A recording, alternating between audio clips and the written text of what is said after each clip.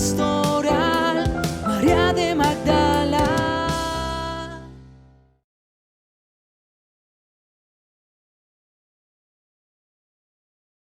Espíritu Santo, amén. Amén. Cerramos nuestros micrófonos, por favor.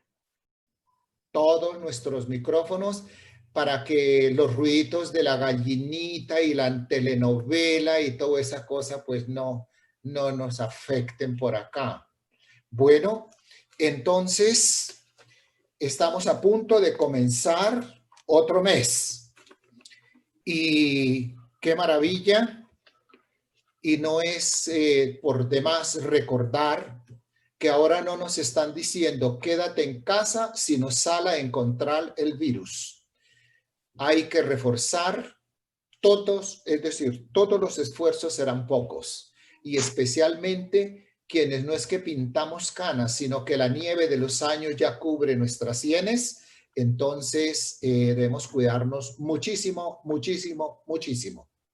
Bueno, como el Santo Espíritu de Dios habita en nosotros, entonces no digamos que ven Espíritu Santo, porque Él habita en nosotros. Invoquémoslo sí, desde luego.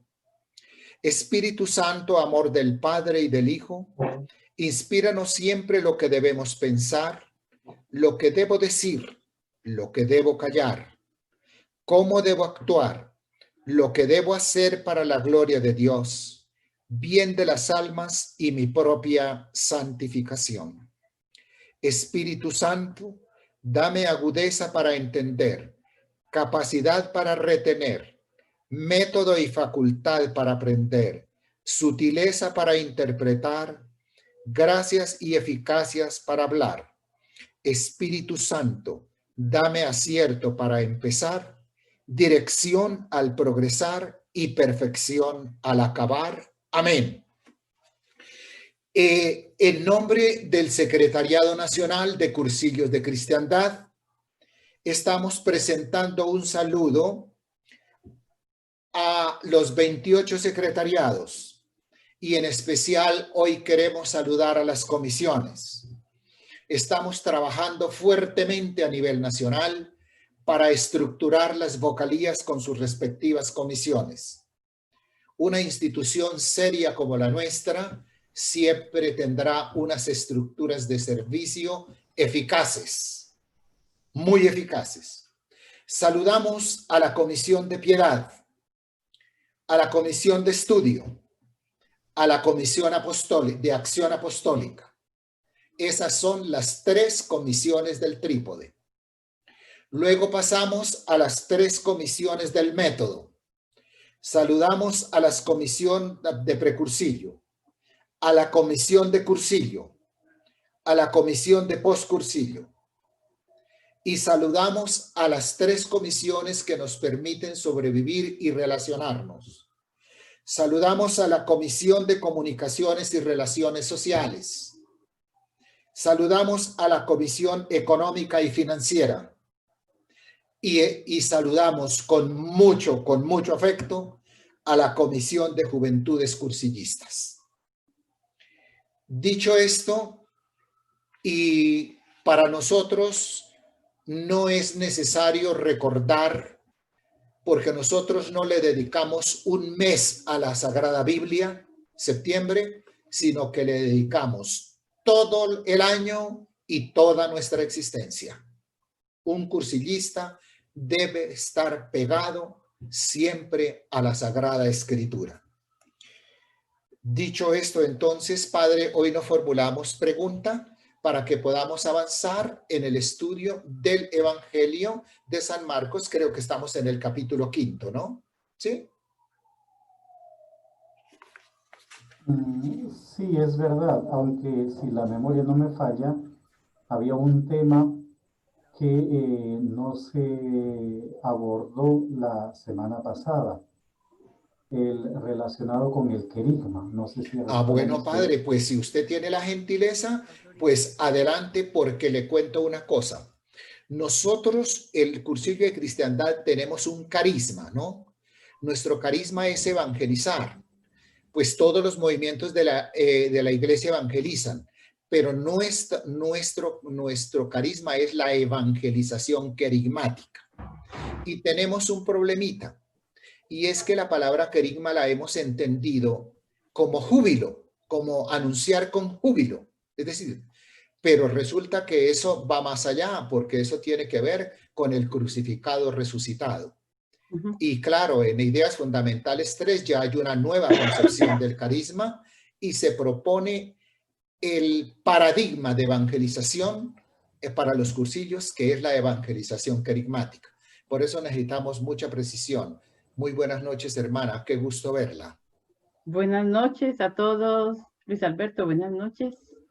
Bueno, entonces, el padre Fray William nos ha recordado el tema, pues qué maravilla. Entonces, todos y todas atentos y a tomar apuntes. Bueno, porque,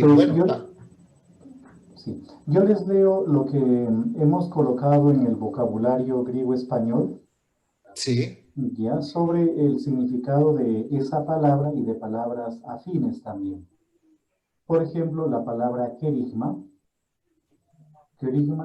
que aparece 9 veces en el Nuevo Testamento, si quieren hasta podríamos buscar las citas, significa proclamación en alta voz o por medio de un heraldo, significa de ahí también, el kerix, ¿no? Sí, significa también, por ejemplo, pregón, promesa de recompensa hecha por un heraldo, lo que se predica, es decir, el contenido de lo que se predica, mensaje, predicación, anuncio. Todo eso significa la palabra kerigma en griego. Y la palabra kerix es un sustantivo que puede ser masculino o femenino, la anterior era neutra. Kerix significa literalmente heraldo, significa proclamador, pregonero, mensajero, predicador, legado de paz. Significa también gallo, el gallo. O sea, el gallo también es un kerix, ¿ya? Gallo. Significa concha que sirve de trompa, caracola. Eso también significa la palabra kerix. También está el otro sustantivo, kerixis, que significa proclamación por un heraldo o la predicación. El verbo querizo. El verbo querizo significa ser heraldo, proclamar como heraldo, proclamar, presidir, significa publicar, vender en una pública subasta, llamar, invocar, alabar, celebrar, predicar, cantar, pero en cuanto al gallo se refiere, por ejemplo, el canto del gallo, cantar, pero el gallo, dar a conocer, anunciar. ¿No? Esas son como palabras un poquitito afines. Pero la palabra querigma, propiamente dicho, aparece, como ya les he comentado, 9 veces en el Nuevo Testamento. Por ejemplo, en Mateo 12:41, Marcos 16:8, Lucas 11:32, Romanos 16:25, Primera de Corintios 15:14, Tito 1:3, por mencionar no todos, pero sí la mayoría de veces en que aparece en el Nuevo Testamento. Pero ¿qué cosa es en sí el querigma? Resulta, les cuento así muy brevemente, que en la antigüedad pues no había manera de darles a todos una información o de obtener información de manera individual, de forma individual. ¿Qué cosa era lo que se hacía? Cuando algún rey o algún gobernante, por ejemplo, quería transmitir, quería enseñar algo, enseñar no tanto, sino quería transmitir alguna disposición, lo que este rey hacía era enviar a los delegados, enviaba a los heraldos. Y estos iban a su vez acompañados de alguien con una trompeta, por eso se habla en algún momento hasta de una caracola, no sé si escucharon ustedes, con una trompeta o con un cuerno también, o con un tambor, qué sé yo, pero normalmente se utilizaba un instrumento sonoro, una trompeta, en algún momento fue un cuerno de cabra, después de bronce, alguna caracola, qué sé yo, y al sonido de ese instrumento toda la gente se congregaba, toda la gente se reunía. Y cuando la gente ya estaba reunida, el heraldo leía en voz alta lo que el rey había dispuesto, lo que el gobernante, qué sé yo, el dirigente había dispuesto. Y eso lo hacían en todos los pueblos. Entonces, cuando la gente se reunía, se les leía. Y después de la lectura, habían solamente dos posibilidades. Una posibilidad era aceptar lo que se había dicho. Y la otra posibilidad era no aceptar. O bien uno se adhería a esa serie de normas que se había manifestado, que se habían leído públicamente, o bien uno terminaba rechazándolo. Si uno lo rechazaba, habían consecuencias. Y si uno lo aceptaba, habían consecuencias también. Por lo tanto, podríamos decir que ese ejercicio no daba pie para la indiferencia. Una persona que había escuchado lo que públicamente se había anunciado, proclamado, predicado, ya no podía vivir como si no lo hubiese escuchado. Esa es la primera cosa que nosotros debemos tener en consideración con respecto al querigma, pero de modo general. Podríamos decir que es una especie de género literario también, que consiste en anunciar, como ya les he leído pues, en el diccionario griego, que consistía en anunciar públicamente, en decir públicamente algo que era de utilidad para todos.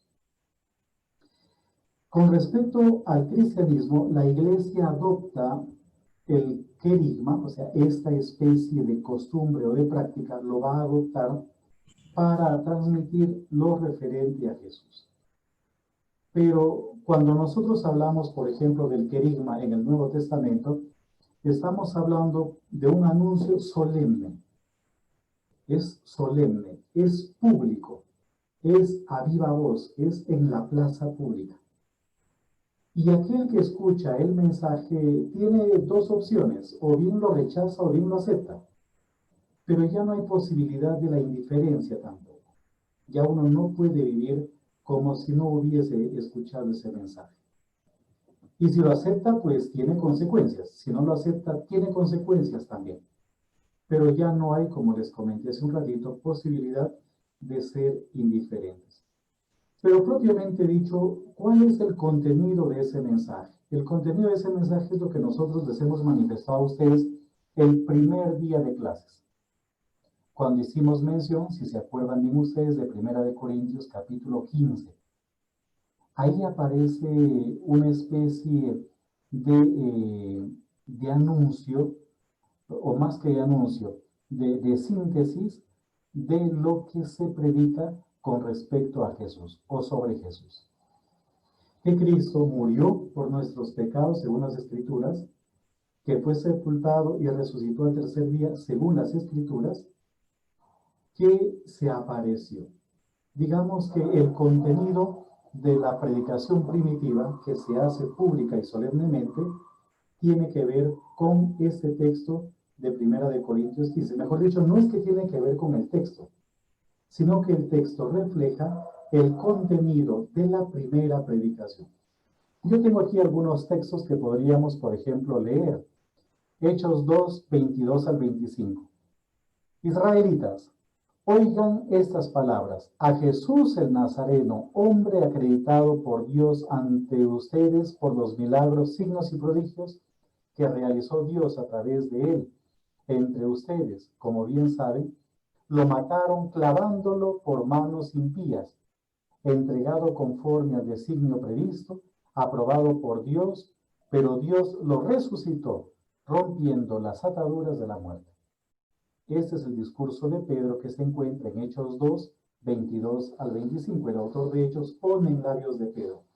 Pero ese discurso se está haciendo ante un público que se ha congregado. Es un anuncio, por lo tanto, solemne, es un anuncio en la plaza pública, a viva voz, después de haber congregado a la gente.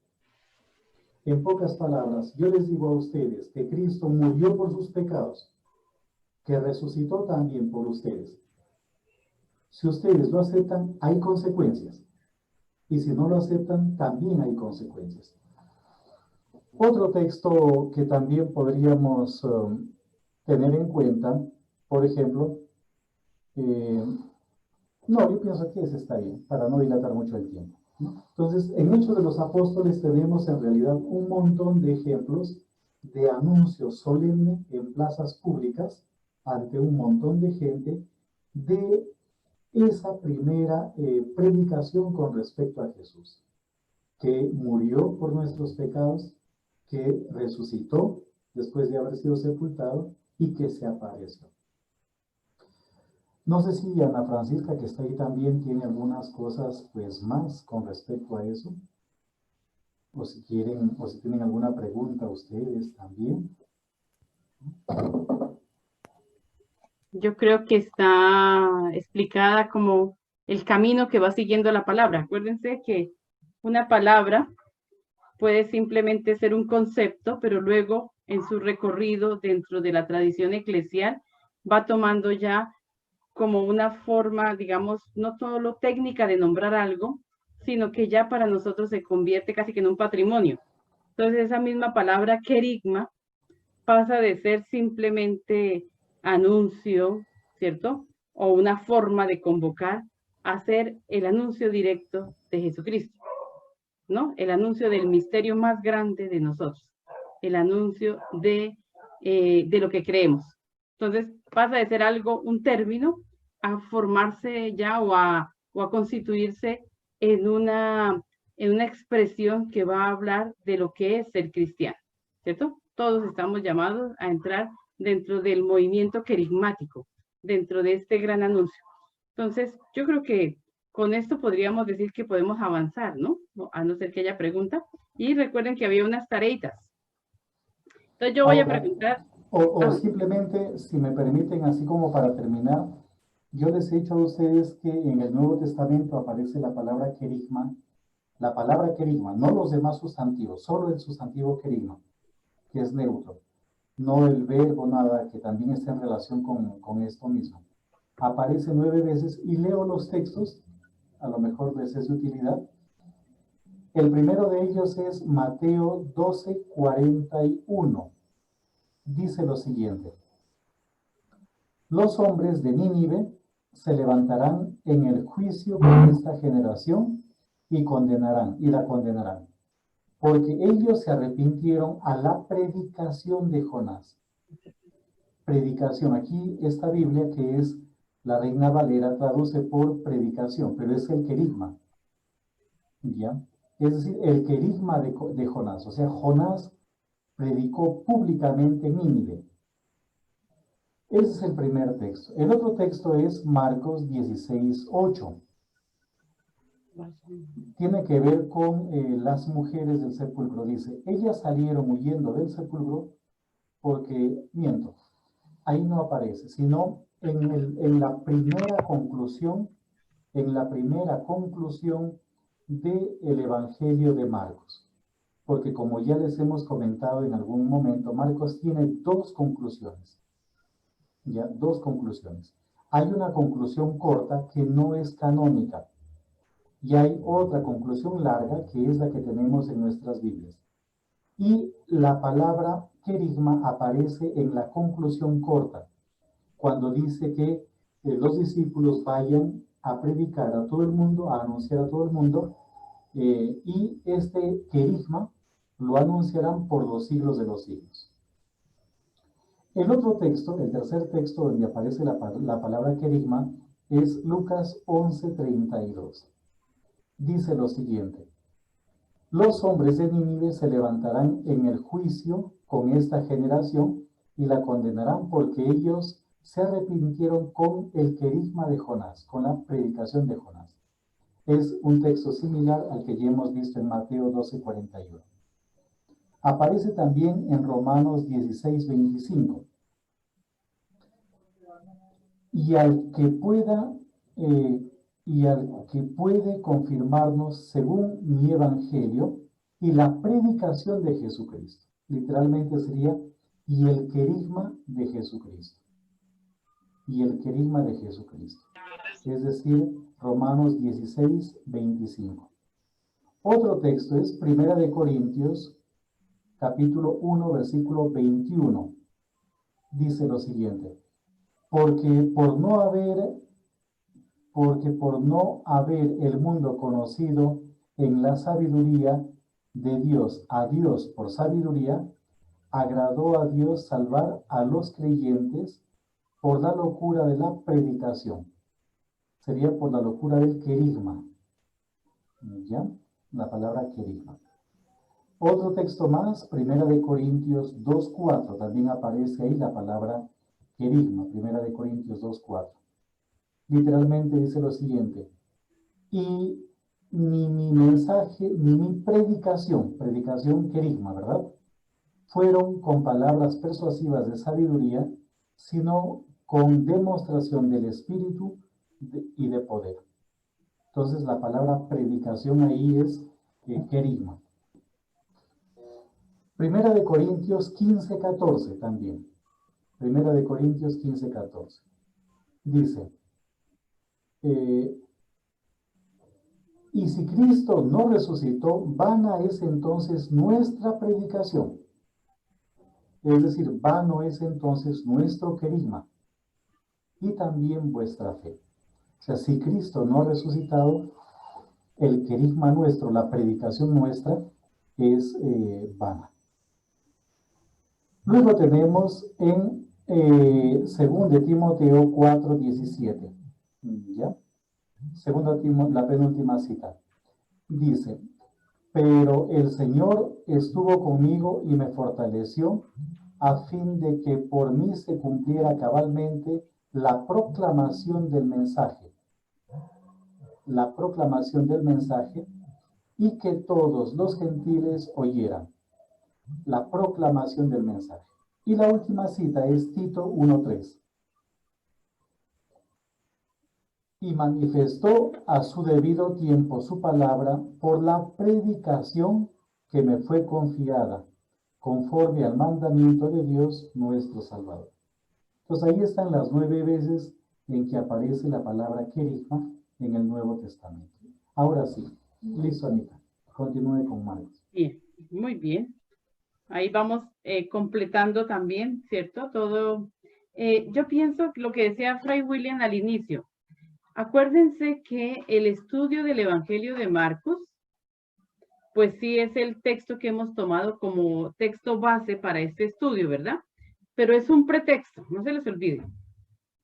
Es un pretexto para poder estudiar otros temas. Por eso es que las preguntas de ustedes también son importantes, porque nos pueden llevar, pues, a pasearnos por la escritura, a tocar otros temas, a tocar otros, pues digamos, otras cuestiones que también interesan a nuestra vida de fe. Entonces, no se preocupen si Marcos no se acaba. Marcos es simplemente el que nos está sirviendo de puerta de entrada. En el judaísmo se dice que hay 100 puertas y cada uno puede entrar por la puerta que desee entrar para el encuentro con las escrituras. Entonces, en este caso, Marcos está haciendo una puerta que nos permite entrar en la escritura y recorrerla. Y eso es lo que estamos haciendo. Por ejemplo, lo que el padre William está en este momento indicándonos sobre dónde aparece la palabra querigma. Entonces, a partir de esto yo les pregunto cómo les fue con la tareita de las bienaventuranzas. A ver, nosotros decíamos que no solamente tenemos las bienaventuranzas en Mateo, ¿cierto? Las bienaventuranzas en Lucas, sino que también tenemos 7 bienaventuranzas en el Apocalipsis. Entonces, a ver, yo no sé, ¿eso fue fácil, fue rápido? ¿Las encontraron rapidito? Hermana. Fue fácil. Sí las encontramos, pero no fácil.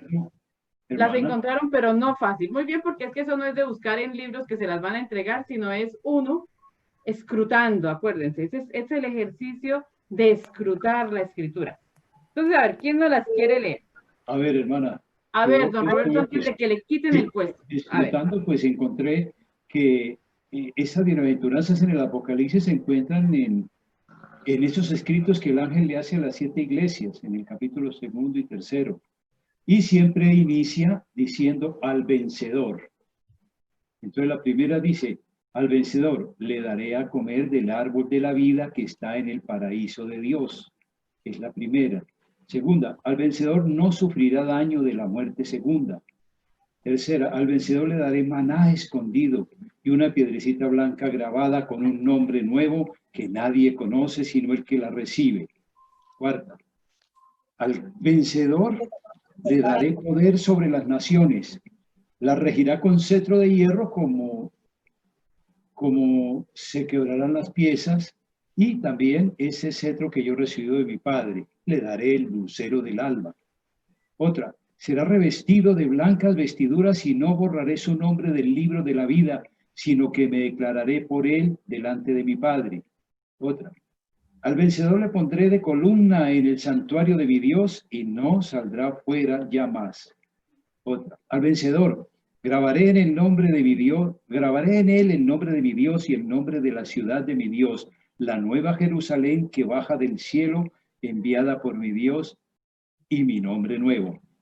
Otra, le concederé sentarse conmigo en mi trono, como yo también vencí y me senté con mi Padre en su trono. Bueno, pues eso está muy bien, don Roberto. Pero Yo tengo otra versión. Pero podríamos decir que esas son las promesas mesiánicas Sí. a las 7 iglesias. Pero las bienaventuranzas, Yo tengo algo diferente. a ver, espérenme, no se afanen. Las bienaventuranzas están a lo largo del Apocalipsis, Ajá. ¿cierto? No solamente los primeros capítulos, y todas comienzan con bienaventurados, dichosos, felices. Ajá.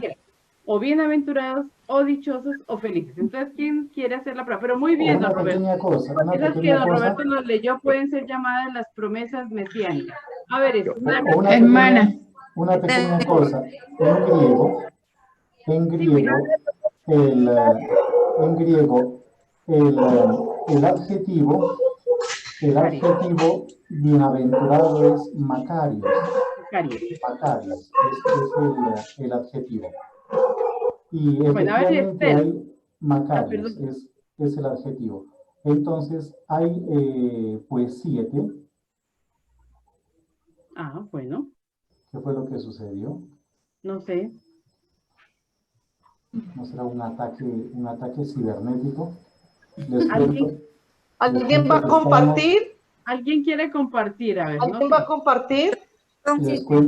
Les cuento que la semana pasada estuvimos en una reunión sobre Santa Rosa de Lima con monjas y con religiosos y laicos pues de Perú, y alguien se infiltró Antonio y comenzó Villa. a proyectar pornografía en el Zoom.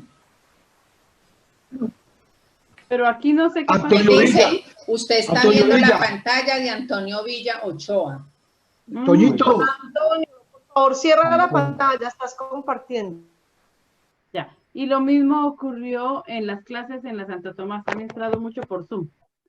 Entonces, a ver, Estela, vamos a darle la oportunidad a Estela y después de pronto alguien que complete. A ver, Estela.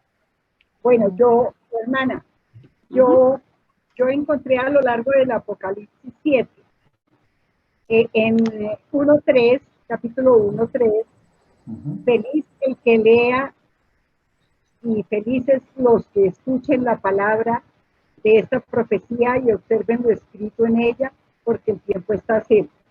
Perfecto. Entonces, primera bienaventuranza. Felices quien lea y escuche y observe la palabra. Está en Apocalipsis 1.3. Ahí lo traducen por feliz, pero tal vez la traducción más exacta Dichoso. debería ser bienaventurado. Bienaventurado.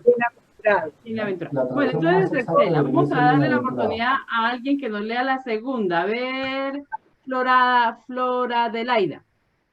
Yo encontré en Apocalipsis 14:13. Perfecto. Dichosos desde ahora los muertos que mueren en el Señor. Sí, dice el Espíritu. Ah, bueno, estás ahí. Ya listo. O sea, 14:13, felices, dichosos, bienaventurados, los fieles hasta la muerte. Así sería una buena traducción, ¿no? El padre William nos ayuda con el griego. Los fieles hasta la muerte. A ver, la tercera, ¿quién quiere? Vicente, que está levantando la mano. Bueno, es Apocalipsis 16:15. Perfecto. Dichoso el que vela y guarda sus vestidos, así no tendrá que pasear desnudo enseñando sus vergüenzas. Es de la Biblia de Luis Alonso Checker. La Biblia de Entonces vamos a colocarle bienaventurados, felices o dichosos los que vigilan.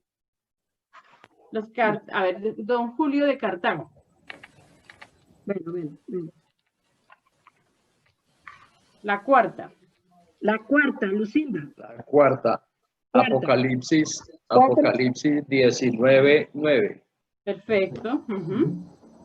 Bienaventurados los que no son llamados a la cena de la boda del Cordero. No, Los que son llamados. Sí. Entonces, a la cena de la boda del Cordero. Perfecto. Felices, bienaventurados, dichosos los invitados a las bodas.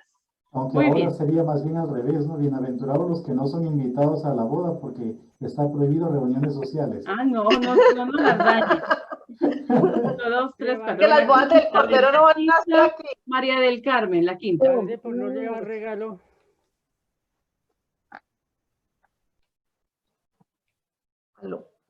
María del Carmen, que levantó la manito ya. María Cristina. María Cristina, bueno. Dichosos los que tienen parte en la primera resurrección, pues pertenecen al pueblo santo. ¿Y ahí qué versículo es? ¿Qué capítulo? Apocalipsis 26. 26. Entonces, bienaventurados, dichosos quienes crean en la resurrección. Es decir, los bautizados. Ahora sí, María del Carmen, que está lista. A ver, en el Apocalipsis, capítulo 22, versículo 7. Perfecto. Dichoso, dichoso el que guarde las palabras proféticas de este libro.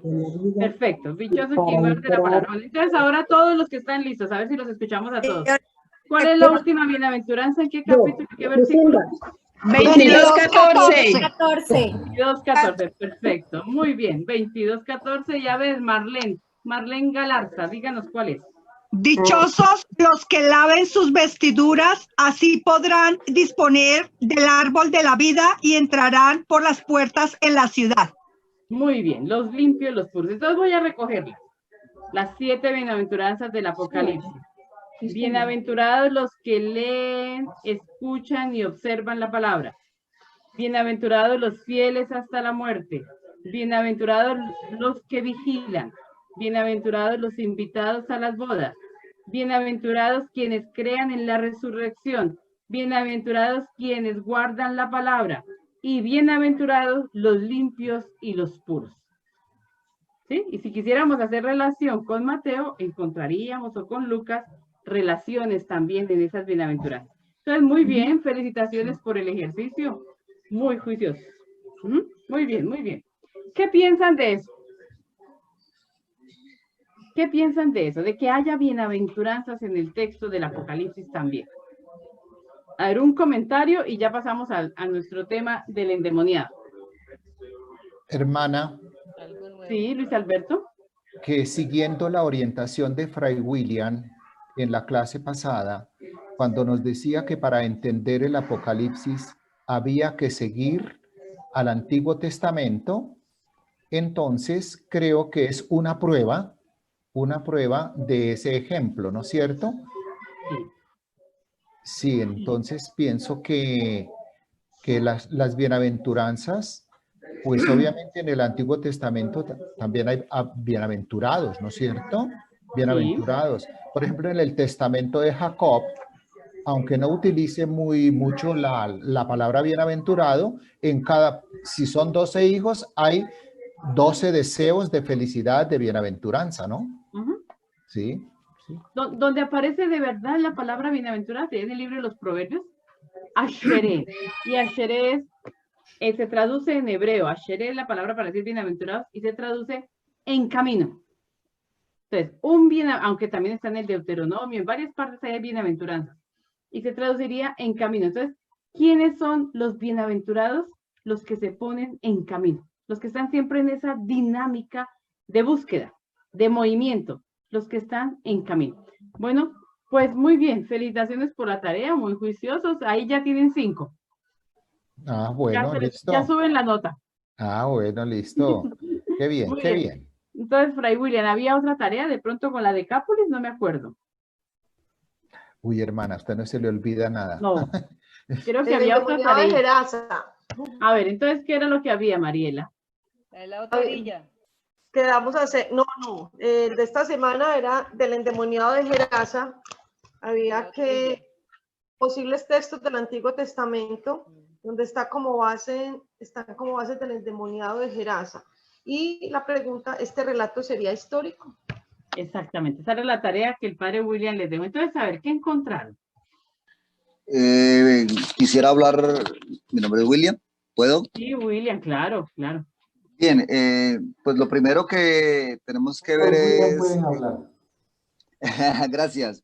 Es la concepción que se tenía en esa época acerca del mundo de los espíritus, ¿no? De los espíritus malévolos y de aquellas personas que realmente practicaban lo oculto.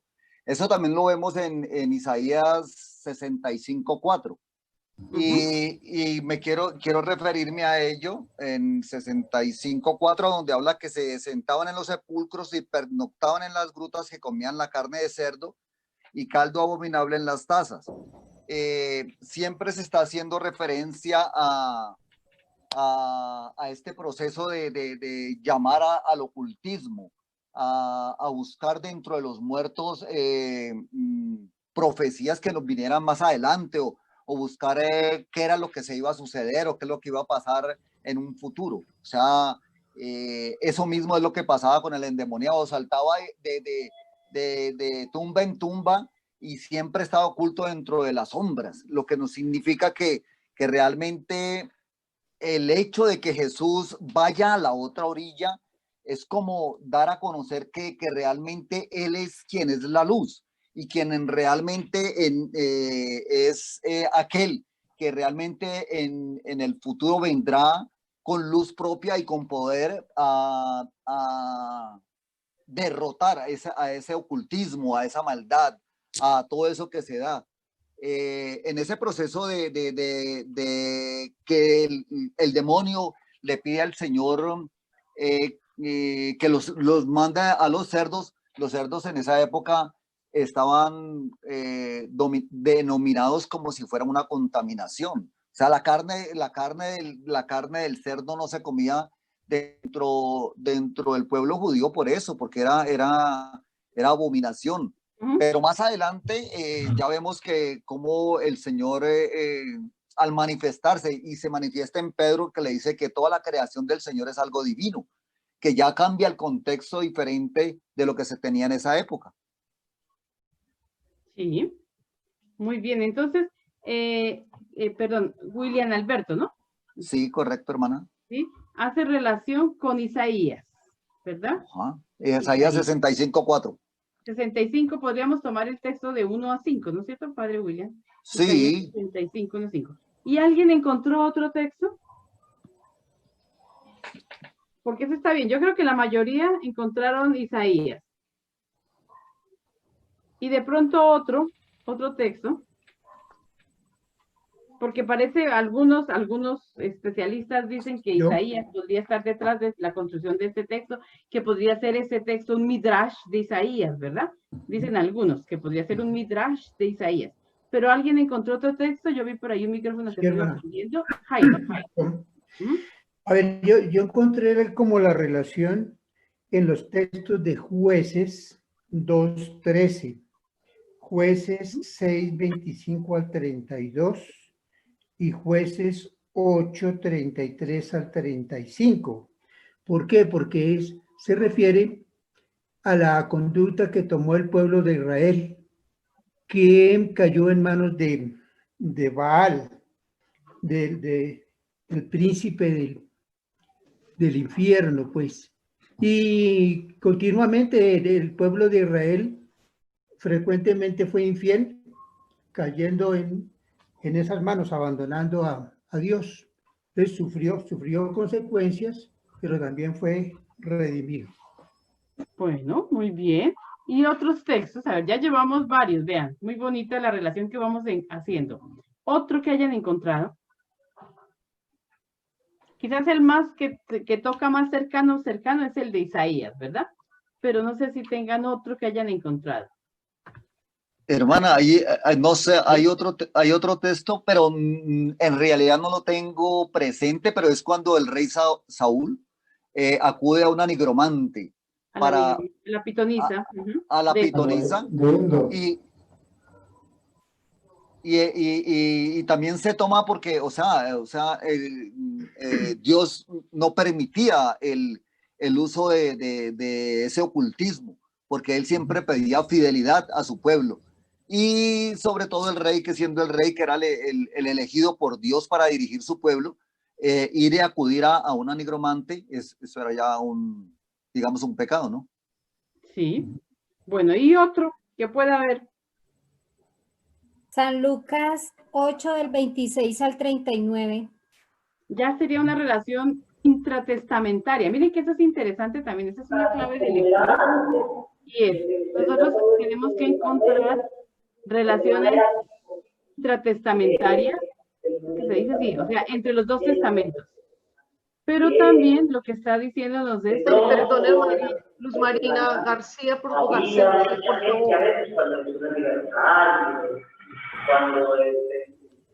Luz Marina, por favor, cierra el micrófono. Está como en una predicación por allá en otra iglesia. Como que se cambió de iglesia, Luz Marina. Bueno, entonces... Hermana. Sí. En Levítico 11, es cuando el autor o los autores de ellos nos habla de los animales puros e impuros, pues uno nota la base de lo que el evangelista pudo haber consultado como buen conocedor del Antiguo Testamento. Sí, puede estar ahí, claro. Porque sería interesante darle una lecturita así, mire, raudo y veloz cual gacela. El Señor habló a Moisés y a Aarón, digan a los israelitas, de los animales terrestres pueden comer todos los rumiantes de pezuña partida. ¿Sí? ¿El cerdo tiene pezuña partida? Claro que sí. Todos los rumiantes de pezuña partida, se exceptúan solo los siguientes. El camello que es rumiante pero no tiene la pezuña partida, ténganlo por impuro. Pero es que el cerdo no es rumiante. Ah, no, pero estaba hablando de la pezuña. Y el rumiante es la excepción. Véala, parece abogada María. Tenaz, bien, Chira. El tejón que es rumiante, pero no tiene pezuña partida, ténganlo por impuro. La liebre que es rumiante, pero no tiene pezuña partida, ténganla por impura. El puerco que tiene la pezuña, Mariela con su aseveración. Ahí es, perfecto. Ténganlo por impuro. Listo, no coman su carne ni toquen su cadáver, son impuros. Yo creo que ahí está la base. Ya, listo. ¿Sí? Muy bien. Entonces diríamos, ahí tenemos la base del animal impuro. Pero espérenme, un minutito. Bueno. No, solamente yo porque Estela se quedó como iniciada, ¿cierto? La dejamos así con la palabra en la boca.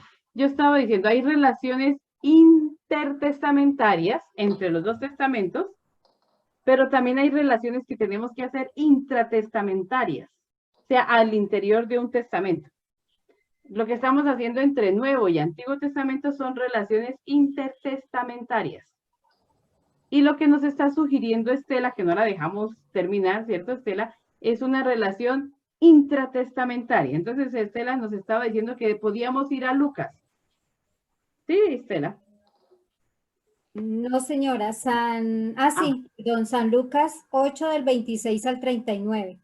¿Y qué dice Lucas 8 del 26 al 39? Dice, y arribaron a la tierra de los Gadarenos, que está en la ribera opuesta a Galilea.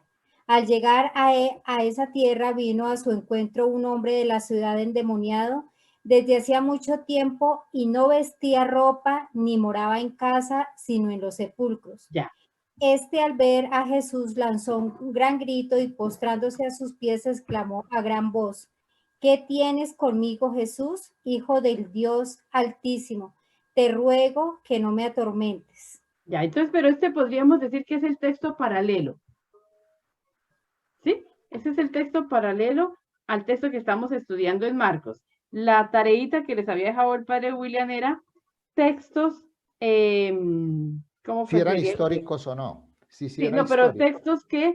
textos que podamos relacionar, o sea, que podamos El decir Antiguo Testamento. del Antiguo Testamento que podamos fueran de decir la que sirvieron de fundamento para la elaboración del texto de Marcos. Ahora sí, padre William, perdón y excúseme. No, era en ese texto que nos leyó, que se nos leyó del libro de Levítico, ahí hay un pequeño error, y es que se dice que la liebre es rumiante, pero la liebre no es rumiante. Entonces, ese es un texto que normalmente se utiliza, que se emplea para decir, uno de varios textos, para decir que la Biblia tiene errores. ¿Ya? O sea, la Biblia sí es un libro que tiene errores, pero errores desde el punto de vista, por ejemplo, de ciencia, de datos históricos precisos, qué sé yo. Pero la Biblia obviamente no es eso solamente, ¿no? Entonces, era simplemente ese dato. Ese es un texto que se emplea para decir que efectivamente la Biblia sí tiene errores. Por eso no se habla de la inerrancia de la Biblia, sino de la verdad de las Sagradas Escrituras. Uy, eso es puro Concilio Vaticano II. Eso es Concilio Vaticano II vivo. La inerrancia. Porque la inerrancia es Concilio Vaticano I vivo. Uy, pero no A se ver. deja de media, pues. Aquí hay también Vicente, dice aquí Vicente de Zipaquirá, dice en el chat. Él dice también que podríamos unir esto con el demonio que aparece en el libro de Tobías, ¿no? El demonio que ataca a Sara, bueno, digamos por la posesión del demonio, ¿cierto? Que no permite que Sara encuentre esposo. Sí, podría haber una relación. ¿Y alguien encontró algo más? Si no, yo encontré uno. Y a ver si el padre William me dice que sí o no. Estaría, a ver si no hay nadie más, yo encontré uno, podríamos colocar también de pronto como paralelo Éxodo 14, 27 y siguientes. Éxodo 14, que tiene que ver con el mar. Con el mar. Entonces, a ver si yo lo voy a buscar aquí y diría lo siguiente, diría Éxodo 14, 26 y siguientes, 26 dije, sí, 27 y siguientes dice, Moisés tendió su mano sobre el mar, al despuntar el día, el mar recobró su estado original. Cuando los egipcios trataban de huir, se toparon con las aguas y el Señor arrojó a los egipcios en medio del mar. Las aguas al reunirse cubrieron carros, jinetes y todo el ejército del faraón que había entrado en el mar persiguiendo a Israel y no escapó uno solo. Pero los israelitas pasaron por el mar a pie sin mojarse mientras las aguas les hacían de muralla a derecha y a izquierda. Es decir, como el poder de arrojar en el mar aquellos que nos pueden hacer mal o nos persiguen. ¿Sí? Entonces, ahí digamos como para crear una relación con cómo el mar, digamos el mar, como el mar es visto como algo que se desconoce, que algo que puede también hacernos daño, pero al mar también va, y el mar también va a absorber, ¿cierto? O se va a tragar aquello que nos puede hacer daño. Acuérdense que los puercos salen y son tirados al mar. Entonces puede haber una relación, Ahora sí vamos a ver el padre William que nos puso la tarea. Hermana, hay un texto que de pronto también se podría aplicar y es Hechos 10, capítulo 10, versículo 10 al 14. Sí, ¿y este qué dice el texto? El texto dice, sintió apetito, o sea, Pedro, sintió apetito y quiso comer algo. Mientras se lo preparaban, cayó en éxtasis. Vio el cielo abierto y un objeto como un mantel enorme descolgado por las 4 puntas hasta el suelo. Contenía toda clase de cuadrúpedos, reptiles y aves. Y oyó una voz, vamos Pedro, mata y come. Pedro respondió, de ningún modo, Señor. Nunca he probado un alimento profano o impuro. por segunda vez sonó la voz de lo que Dios declara puro, tú no lo tengas por impuro. Ya, lo que tiene que ver con el alimento, ¿sí? Porque pues está entre los animales puros y los impuros. Y ya más adelante vamos a llegar a los rituales de pureza en Marcos. Y ahí tendremos la oportunidad de retomar lo de lo puro y lo impuro. Bueno, padre William, entonces ahora sí vamos a trabajar ese texto. Sí, entonces, pues leámoslo. Ya vamos a leer el Evangelio de Marcos en el capítulo 5. Estamos revisando la traducción que hemos hecho nosotros y estamos justo en el capítulo 5. Y hoy día hasta el versículo 5 hemos llegado en la revisión. Muy bien, entonces yo tengo aquí el texto, dice lo siguiente: y llegaron al otro lado del mar, a la región de los Gerasenos. Apenas saltó de la barca, vino a su encuentro de entre los sepulcros un hombre con espíritu inmundo, que moraba en los sepulcros y a quien nadie podía ya tenerle atado ni siquiera con cadenas.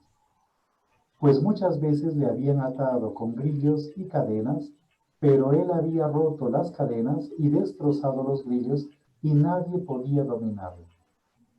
Y siempre, noche y día, andaba entre los sepulcros y por los montes, dando gritos e hiriéndose con piedras.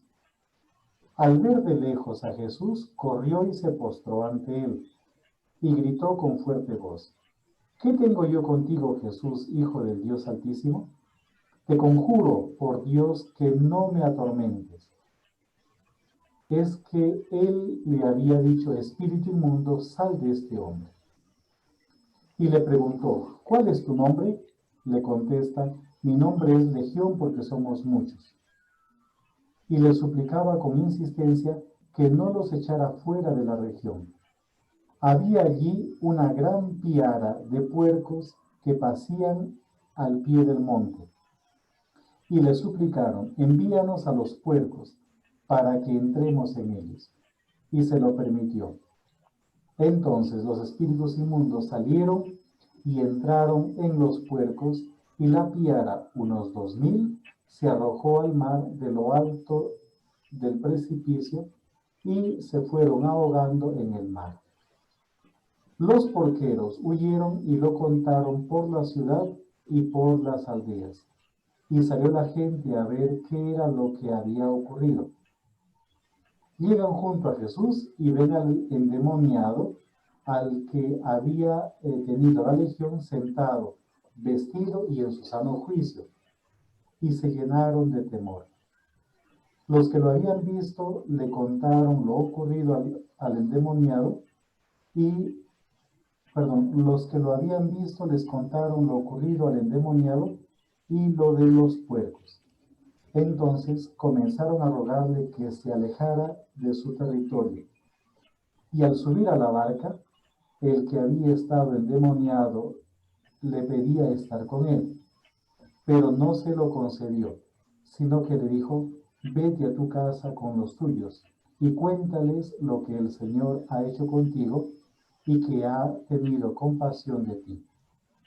Él se fue y empezó a proclamar por la Decápolis todo lo que Jesús había hecho con él, y todos quedaban maravillados. Ese es el texto de este famoso endemoniado de Gerasa, ¿ya? O de la región de Gadara, también de los gadarenos, gerasenos o gadarenos. Hay una variante en el texto. Variante es cuando en unos manuscritos aparece una palabra y en otros aparece otra palabra. La hermana, la semana pasada, nos mostró un mapa que podríamos hoy día también como retomar un poquitito. Entonces les voy a compartir la pantalla. Les voy a compartir esto de acá. Una ventana, me avisan si la están viendo. Y vamos a buscar aquí pues la Decápolis. ¿Ya? La Decápolis. Lo que están viendo, me parece, o no. Entonces, miren, aquí está la Decápolis. Ahí tenemos las 10 ciudades de la Decápolis. No sé si me están viendo o no. Sí, padre. Y si están, porque no sé, algo le pasó a esta cosa. Al programita algo le sucedió.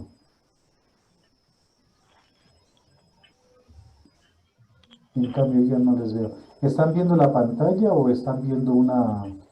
Ya no se ve.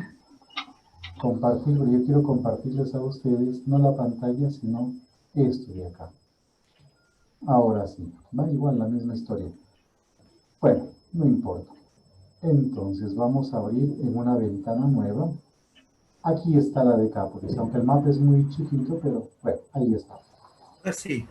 Como ya nos mencionó la hermana la semana pasada, tenemos pues Damasco, Canata, Quipus, Guión, Ráfana, Gadara. Ven aquí Gadara, que está más o menos a unos 10 kilómetros al sureste del Mar de Galilea. Aquí está el Mar de Galilea. ¿Ya? Tenemos también Citópolis o Bethshean, Gadara, Pela, lo que hoy día es la actual Pela. Después Gerasa y más abajo Filadelfia, lo que hoy día es Amán. Por lo tanto, hay una variante en los manuscritos, en algunos dice Gerasa, que se encuentra a unos 50 kilómetros al sureste del Mar de Galilea, y Gadara, que se encuentra a unos 10 kilómetros al sureste del Mar de Galilea. Nosotros cuando vamos en peregrinación visitamos Gerasa, que era una ciudad hermosísima y grandota también en su época. ¿Ya? Era una ciudad muy, muy bonita, y lo que sobrevive hoy día es pero fascinante en realidad, Gerasa. Sea que fuese Gadara o que fuese Gerasa, desde el punto de vista, por ejemplo, geográfico, es difícil de ambientar el relato. ¿Por qué motivo? Porque resulta que se habla de cómo los puercos caen en el mar. En cambio, si fuera Gadara o Gerasa, tenemos pues muy distante el mar, tremendamente distante. Y eso hace pensar de que probablemente no estamos frente a un relato histórico, sino, y aquí me gusta mucho la palabra que utilizó el hermano, que además es una palabra que ustedes ya conocen, se trataría de un midrash del Antiguo Testamento. Hemos visto varios textos del Antiguo Testamento, Éxodo, hemos visto también Levítico, y hemos visto Isaías, aparte de todo lo relacionado con Baal en los libros de los jueces. Pero vamos a leer el libro de Isaías, capítulo 65 dijimos, ¿no? Capítulo 65, y vamos a leer desde el versículo 1 hasta por lo menos el versículo 5. Dice lo siguiente: me he hecho encontradizo de quienes no preguntaban por mí. Me he dejado hallar de quienes no me buscaban. Dije, aquí estoy, a gente que no invocaba mi nombre. Alargué mis manos todo el día hacia un pueblo rebelde que sigue un camino equivocado en pos de sus pensamientos. Pueblo que me irrita en mi propia cara de continuo, que sacrifican en los jardines y queman incienso sobre ladrillos, que habitan en tumbas y en astros hacen noche. Que habitan en tumbas y en antros hacen noches, que comen carne de cerdo y basofia descompuesta de sus cachorros. Los que dicen, quédate ahí, no te llegues a mí. ¿Qué te santificaría? Estos son humo en mi nariz, fuego que abraza siempre. Mirad que está escrito delante de mí. No callaré hasta no haber puesto su paga en su seno, la de vuestras culpas y la de vuestros padres juntamente, dice Yahvé, que quemaron incienso en los montes y en las colinas me ofrecieron. me afrentaron, perdón. Pero no voy a medirles la paga de su obra y se la pondré en su seno. Así dice Yahvé, como cuando se encuentra mosto en el racimo y se dice, no lo eches a perder, porque es una bendición. Así haré yo por amor de mis siervos, evitando destruirlos a todos.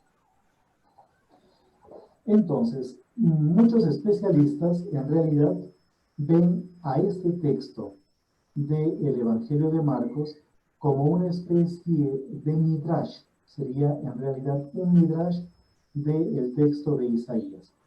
Aparecen varias cosas. Aparece el tema de estar viviendo en los sepulcros, en los antros. Aparece el tema de los puercos también, de cómo comen carne de cerdo y basofia descompuesta de sus cachorros. Probablemente esté haciendo alusión a que se comían los fetos de los cerdos. Honestamente, esto podría ser una posibilidad. ¿Por qué les digo? En Italia, yo fui en algunas ocasiones a la Sardeña, la isla de la Sardeña. Y en la Sardeña hay una costumbre que consiste en comer el feto de los cerdos. El feto de los cerdos. Entonces, cuando la cerda está preñada, la matan, cuando ya tiene bastante tiempo de gestación, la matan y sacan a los cerditos pues que están en el vientre y a eso los preparan. Entonces, como son fetos en realidad esa carne queda pero que se deshace. ¿Ya? Que se deshace. O sea, eso me contaban los mismos anglos, es una especialidad que ellos tienen. No sé si a eso puede referirse el hecho de que comen basofia de sus cachorros o a lo mejor a otra práctica que el profeta obviamente conoce. Ese texto de Isaías 65 es de lo que normalmente se conoce como el Trito Isaías o el Tercer Isaías, que es un texto en cierta manera ya de finales del exilio y que está poniendo al descubierto algunas prácticas probablemente mesopotámicas sobre el consumo de la carne de cerdo. Entonces, ¿qué cosa es lo que podríamos estar leyendo nosotros en el Evangelio de Marcos? Como les he comentado, podría tratarse de una especie de midrash de ese texto de Isaías. Porque es que hay varios elementos que coinciden. Y hay elementos que no coinciden, por ejemplo, desde el punto de vista geográfico, entre el Evangelio de Marcos y lo que ya hemos visto en el mapa. Es difícil ver si la escena fue en Gerasa o en Gadara.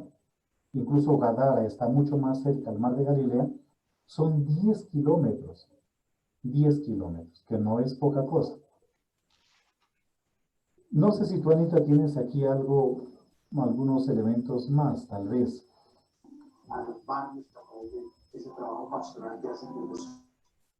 Yo creo que es ver ese texto desde lo simbólico, ¿verdad? Porque una de las preguntas del padre William era, ¿es histórico o no? A esa no nos han respondido la tarea. Entonces nosotros diríamos, puede que sí tenga elementos de histórico, de algo que aconteció, pero es un texto mucho más desde el punto de vista simbólico. Entonces está el estar al otro lado, el haber cruzado a la otra orilla, la tierra de los impuros, podríamos decir, la tierra del paganismo, ¿cierto? Al otro lado, haber llegado y encontrarse con alguien poseído, ¿sí? Alguien que tiene un demonio, y el tema de los cerdos, ¿no? De los cerdos, que pues es como lo más que nos llama la atención acá, esa parte. Luego, diríamos nosotros que aparece también casi al final del texto, no sé si el padre William ya dijo eso, porque yo tuve que subir un momentico y volví a bajar. Entonces, no al cielo, sino aquí, al segundo piso. Entonces dice que, me voy a quedar en el pedacito donde donde el nombre de ellos, ¿cierto? Espérense, ¿dónde estoy? Aquí estoy con el texto. ¿Cuál es tu nombre? Y le preguntó, ¿cuál es tu nombre? Y él le contestó, Legión. Pero William ya habló de la Legión. No. No, No. entonces le contesta Legión, ¿cierto? La respuesta es Legión. Y esto ya tiene una connotación, digamos, de denuncia de un grupo humano a quienes se le llamaban Legión, y tienen que ser los romanos. Sí, señor, por ahí es. Por ahí ¿Cuál es. es tu nombre? Y él le contesta, Legión es mi nombre, porque somos muchos. Y acuérdense que nosotros hablamos de las legiones romanas, ¿no? La parte de la Decápolis, pues es una zona geográfica muy de Roma. Son las 10 ciudades orientales del imperio de Roma. Las 10 ciudades muy desarrolladas. No me acuerdo si la semana pasada tuvimos la oportunidad de ver a Gadara o a Gerasa para ver las construcciones tan importantes que hay en estas ciudades. Roma estaba muy presente, eran ciudades muy, pero muy romanas. Entonces, a la pregunta, ¿quién es tu nombre? ¿Cuál es tu nombre? Porque imagínense, esa es la pregunta del Señor a ese famoso demonio o a ese espíritu, aquel que posee al hombre. Señora. Y la respuesta es Legión. O sea, podríamos nosotros traducirlo, somos Roma. Somos Roma. De aquí que también el texto puede ser simbólico. ¿Y qué le contesta? Y él le contesta, Legión es mi nombre porque somos muchos, y le suplicaba con insistencia que no los expulsara fuera de la región. Esa es su región. Entonces los envía a los cerdos. Hermana. A despeñarse por el acantilado. ¿Sí? Hermana, mire, es que en la legión romana constaba aproximadamente de 4.200 hombres. Y por eso el gobernador de Siria, con solamente una legión, podía dominar la Judea. ¿Sí? Entonces, porque creo que en la destrucción del templo no participó más de una legión. Y en la parte norte, que era la más revoltosa y cercana de Siria, se mantenía siempre una legión de cerdos. Son 2.000, acuérdense que los cerdos son 2.000. ¿Cierto? Los cerdos son 2.000. Entonces, estamos diciendo, es una legión, ¿cierto? Es una legión, es un regimiento romano.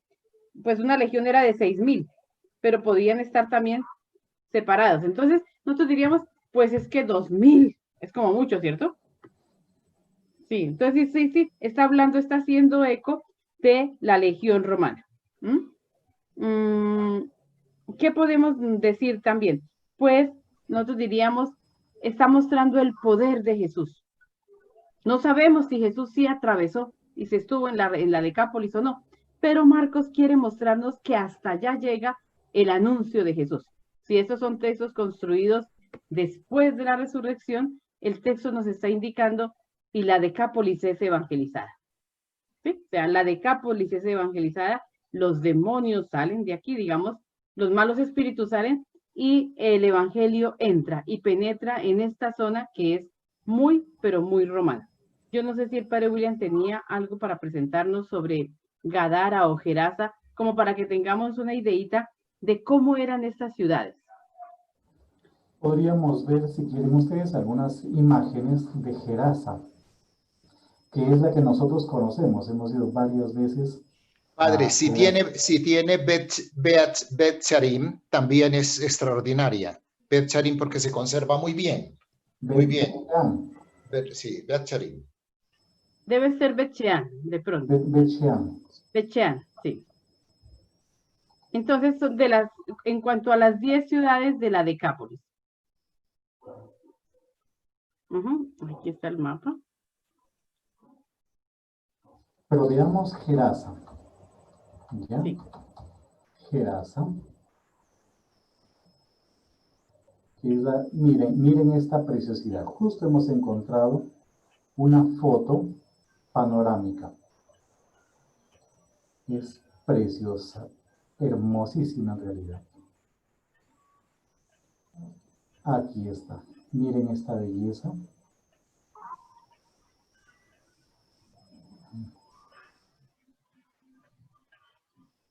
Cuando vayamos el año que viene en peregrinación con todos ustedes, la van a ver. Aquí está, miren esta plaza, esta columnata, un poco más o menos se sube por aquí, por este lado se sube un poquito, por aquí, y se llega al templo de Zeus, al templo de Zeus. Y este camino, esta avenida principal, es lo que se conoce como el Cardo Máximo. Aquí estamos en la parte sur y por aquí se va hacia el norte. Pero había también otro camino que cruzaba de oriente a occidente. Es una belleza. Ahora vamos a ver si encontramos más fotografías de Gerasa, pero así vistas panorámicas. Creo que hay hasta un videíto. Hay un videito, aquí lo tengo listo. ¿Tú lo tienes? O a ver un poquitito más para O si lo quiere, mostrarles o por si lo aquí. quiere buscar, es un videito en 3D, pequeñito, muy, que ilustra bastante. William, si quieres lo busca, es Ciudad Mire, Romana aquí de está. Gerasa en 3D. Sí, aquí está el teatro. Se mantiene, pero casi perfectamente. Nosotros hemos estado aquí en el teatro. Aquí hay una foto mucho más bonita. Esta. Qué belleza. Ya, aquí está. Y ustedes pueden ubicarse en cualquier lugar de la gradería y lo que ustedes digan abajo se escucha perfectamente. La acústica es espectacular. Ahí está. Ahí hay unos jordanos pues, que están tocando sus gaitas. Es herencia de la ocupación inglesa, porque todo eso fue un protectorado británico. Y es simplemente una maravilla. Ha sobrevivido muy bien. William, si Luego- quiere, aquí tengo el videito que dura 2 minutos para Bueno. que nos hagamos una idea digamos, de la grandeza de estas ciudades de la Decápolis, ¿no? Entonces, a ver, voy a compartir cómo nos va. De Gadara queda muy poco. De Gadara queda muy poco. Y Filadelfia, que era una de las 10 ciudades, hoy en día Amán, también queda regular cosas, pero está absorbida por la ciudad moderna, quiero decir, ¿no? Ya, entonces, aquí está la ciudad romana de Gerasa. A ver.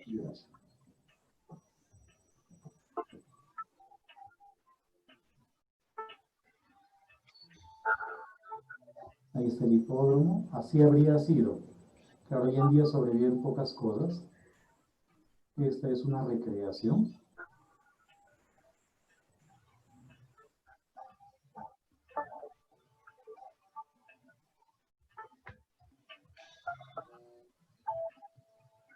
El hipódromo. Aquí está. Esto techado es el templo de Zeus. Ahí está el teatro, el templo de Zeus, la arquería. Es una recreación a partir de las ruinas. Una recreación, pero uno ve mucho. Hoy en día uno ve mucho de todo esto, de lo que queda. Por ejemplo, esta parte uno la ve casi completa. Sí. Ahí está el templo de Zeus, miren.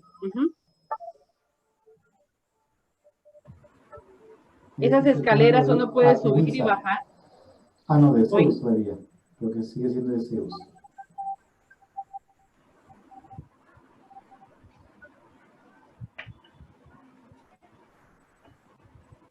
El teatro, así habría sido el teatro, lo que les mostré, ¿se acuerdan? Así habría sido. O sea, todo esto es una reconstrucción. Con sus vías principales, estilo romano, ¿no es cierto? Sí.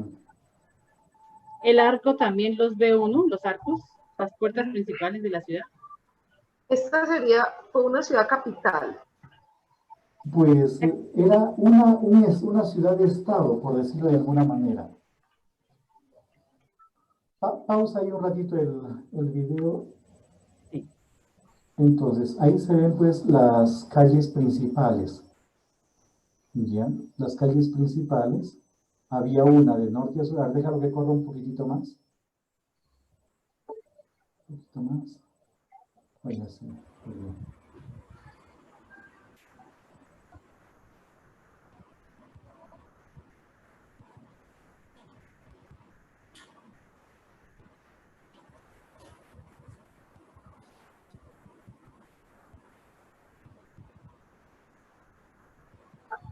Ahí pausalo un ratito.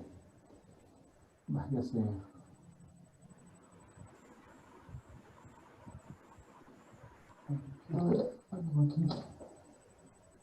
Ahí. No, continúa.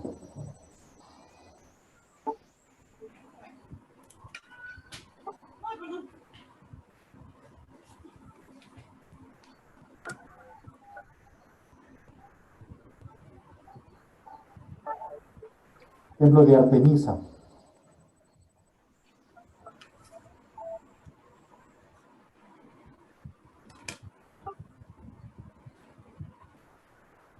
Ya. Era apenas como una ideita, ¿cierto? ¿Por qué? Porque preguntaba Mariela que si es como una ciudad capital, no, sería una ciudad-estado, decía el padre William.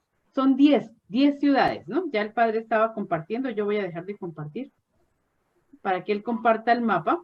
Y viendo el mapa que tenía William ahorita de la Decápolis, vamos a mirar cuál era la capital de las 10. Entonces, porque el Marcos acentúa que Jesús está en la Decápolis y Marcos lo nombra 2 veces. Acuérdense que Marcos manda a Jesús a la Decápolis 2 veces. Tiene algún interés, ¿no? De mostrarnos hasta dónde llega el anuncio del Evangelio. Entonces, ahora, miren, aquí está lo que se ve hoy en día. Así es como se ve hoy en día. Esta columnata y luego el cardo y todo lo demás pues está bajo tierra, ¿no? Padre, ¿puedo hacer una pregunta? Sí. ¿Por qué se ve, pues no sé, no sé si eso sea muy reciente o si eso es muy nuevo, esas imágenes que acaba de presentar, porque como que la ciudad se ve con edificios pequeños o casas pequeñas? ¿Por qué es eso así? No, lo que la hermana presentó ahorita es una recreación hecha con la computadora. No, lo que se me está mostrando ahorita, que se ve como al fondo cosas pequeñas. No, es la ciudad moderna ya. Lo que sucede, miren, aquí se ve un poquito. Esas son casas modernas, ahí vive gente. Lo que sucede es que la ciudad está cubierta, está bajo tierra. Los arqueólogos poquito a poquito van sacando a la luz un montón de cosas. Pero, ¿qué fue lo que sucedió? Que comenzaron a construir casas encima de las ruinas, sin darse cuenta, o intencionalmente, porque las ruinas las utilizaban como cantera para obtener de allí piedra, para obtener materiales. Y eso no solamente aquí, eso en todas partes, incluso en el Perú. En el Perú, cuando vayan ustedes al Cusco, se van a dar cuenta que la mayoría de la gente ha construido sus casas con piedras incas, ¿no? E igual en Roma también, el Coliseo romano no lo pudieron desmontar todo porque la argamasa que unía las piedras era muy fuerte. Pero después del Coliseo ha sido saqueado y muchas construcciones romanas han sido saqueadas porque eso se veía con poco valor y como algo que afeaba una ciudad. Hoy en día ya se ha revalorizado, se está revalorizando todo lo antiguo. Pero mira, Nelfi, ¿no? Sí, por ejemplo, mira que en la foto que está presentando el padre William hay gente caminando. Esa sería la vía principal. Sí. ¿Cierto? Hay gente caminando y si nos paramos, por ejemplo, nosotros casi siempre uno se toma una foto ahí, en esa columnada, ¿no? En esa parte aquí, y uno se ve chiquitico. Sí, aquí uno se ve chiquitico. Por esta parte donde están los templos, o si es por acá, bueno, ya se ven las construcciones mucho más grandes, y se ven bien las calles. Se ven perfectas las calles. Ahora había una pregunta sobre si estas ciudades eran amuralladas. Sí.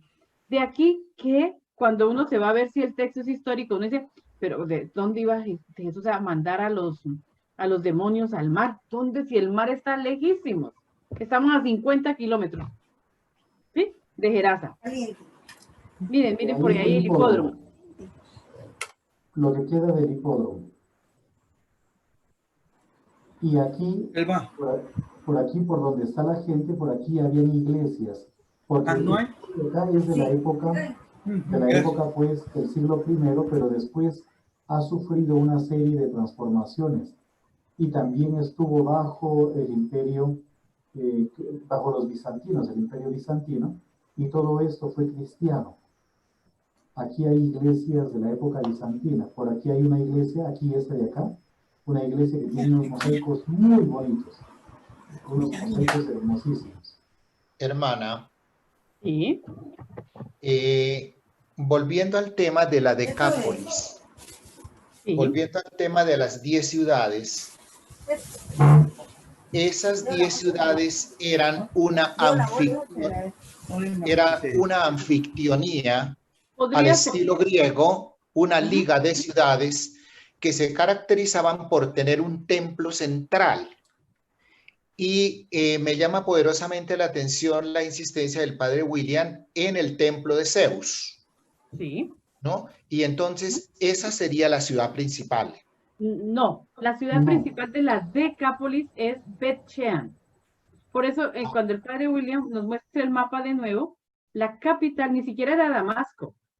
Damasco era sorprendentemente grande.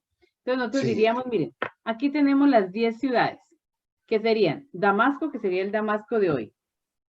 De las que todavía de hoy son grandes. Hipos, pues no era tan grande, pero Hipos uno visita las ruinas de Hipos, ¿cierto? Gadara, pues Gadara es grande. Pela, no, digamos lo que queda no es tanto, pero Pela es importantísima porque aquí se refugiaron los primeros cristianos. Aquí hubo comunidades cristianas antes que quizás Gerasa. Gerasa es lo que vimos, pero la parte antigua, que nos preguntaban por ahí que cuántos habitantes, hoy en día uno diría que el número de habitantes de la Gerasa actual es como de 237,000 habitantes o algo así, pero pues no sabemos cuánta gente habitaba realmente en esas ciudades, pero eran grandes. Filadelfia es Amán. Esta Filadelfia es hoy Amán, la capital, Amán. Entonces, aquí tenemos, a ver, Canata, esos son ruinas, Dion, tampoco es que sea tan grande ya. Entonces diría Damasco de las grandes, luego Canata, Dion, Rafaná, Gata, Pela, Gerasa, Filadelfia, Hipos, pero la que está aquí, Etzitópolis, con su nombre griego, en hebreo sería Bet-Shean, es la capital. Y Bet-Shean es un centro importantísimo. El Evangelio no nos nombra Bet-Shean. Bet-Shean aparece en el libro de Samuel y de los reyes, ¿cierto? Bet-Shean aparece en el Antiguo Testamento, pero Bet-Shean no aparece en los Evangelios, aparece la Decápolis. Es decir, como si Jesús hubiera pasado por la región, pero esa región es vasta, extensa. Imagínense que, por ejemplo, lo que estábamos diciendo ahorita, Gadara es a 50 kilómetros del mar de Galilea y Gerasa es a 10 kilómetros del mar de Galilea. Hipos es la ciudad más cercana al mar de Galilea. Desde Hipos se ve el mar de Galilea. Entonces la capital es Bet-Shean.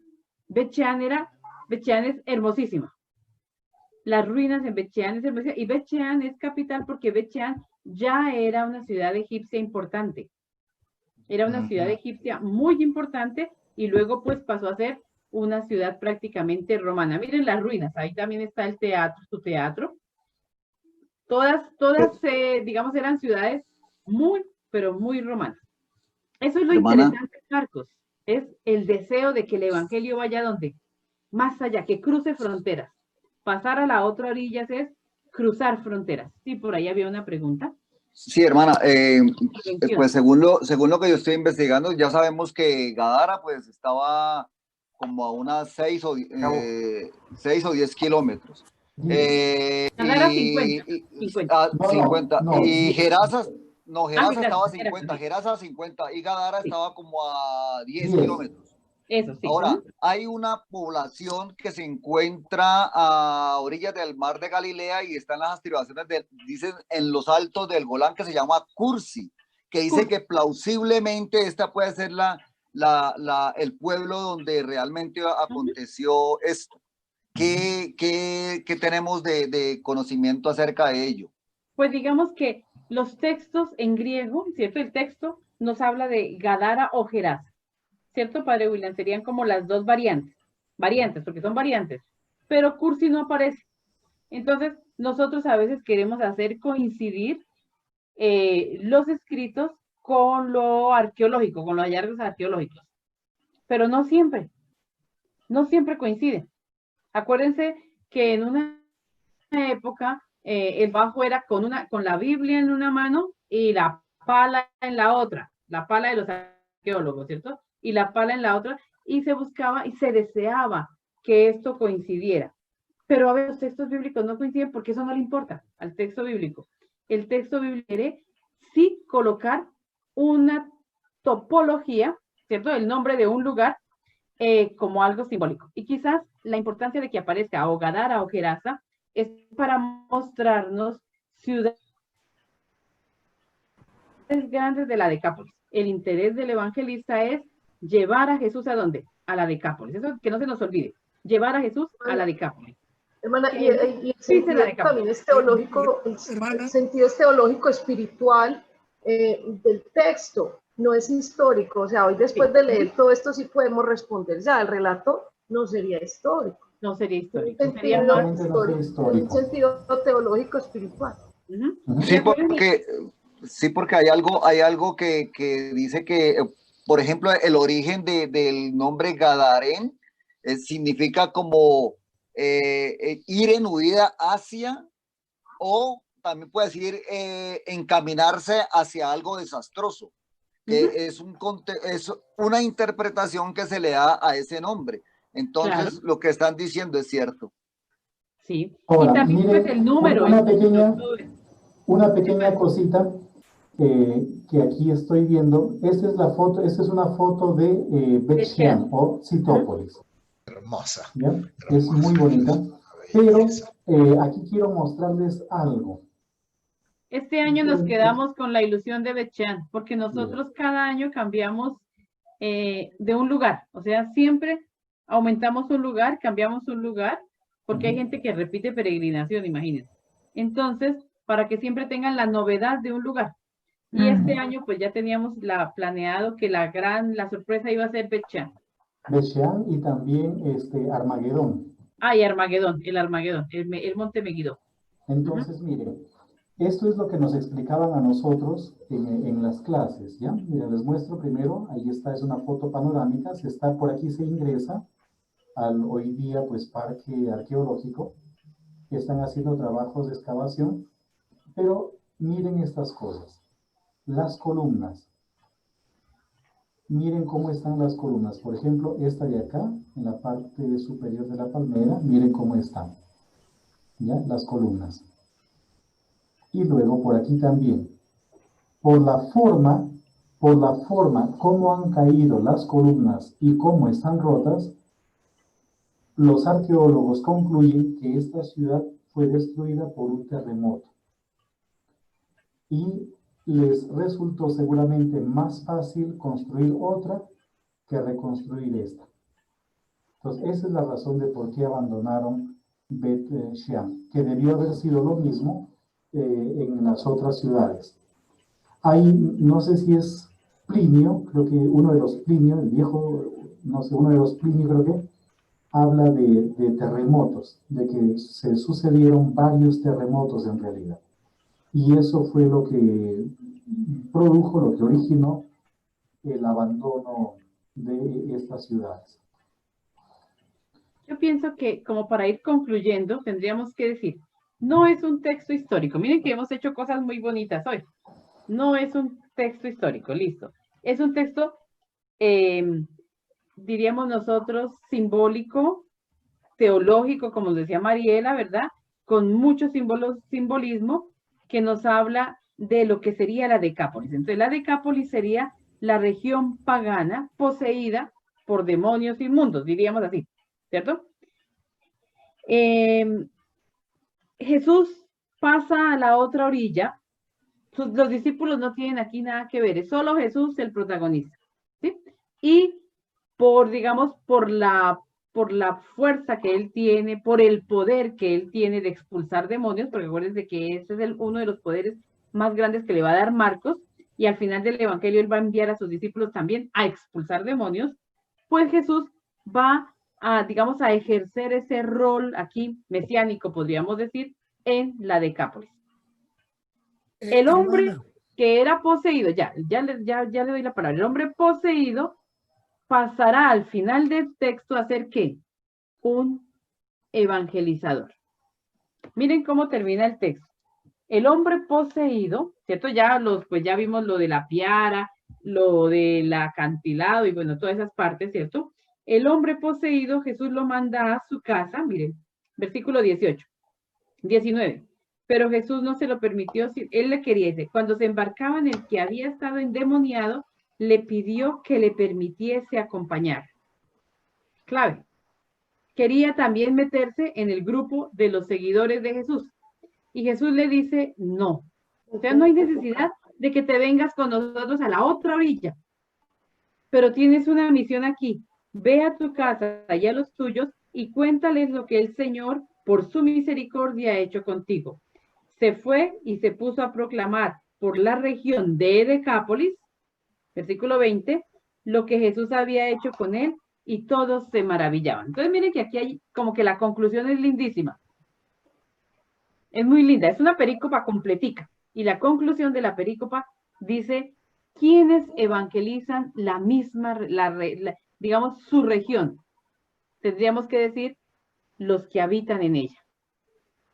¿Sí? O sea, sí. ¿Quiénes evangelizan en los cursillos de cristiandad?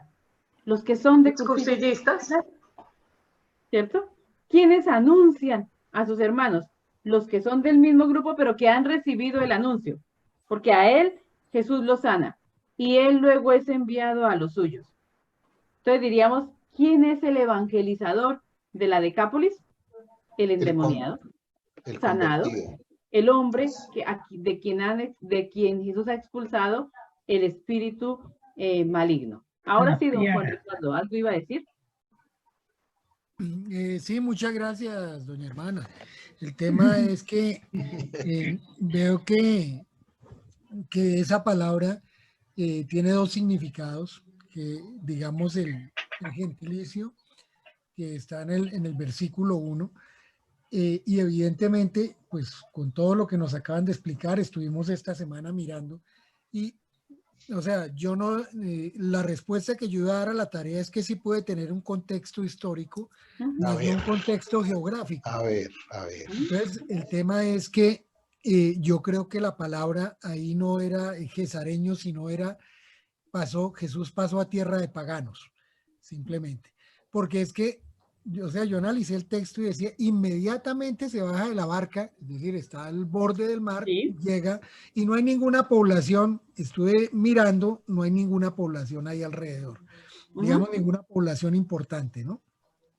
Entonces, claro, lo que nos acaba de explicar la hermana es maravilloso, de que definitivamente el ex endemoniado, el que tenía la legión, pues fue el que se encargó de la primera evangelización de los suyos, evidentemente. Pero no sé por qué tengo el pálpito, algo me dice en mi interior que sí hay mucho histórico en eso, claro. A pesar de la coincidencia con Isaías, que también muy gentilmente nos explicaron, pero lo que creo es que quizás hubo una acomodación del contexto geográfico y pues seguramente muchos detalles para cuadrar la perícopa. Sí. Eso era, hermano, gracias. Y lo que sí es seguro es, como el texto es construido, acuérdense, después de la resurrección, 30 años después de Pascua, ya el evangelio ha llegado a esta región, a la región de la Decápolis.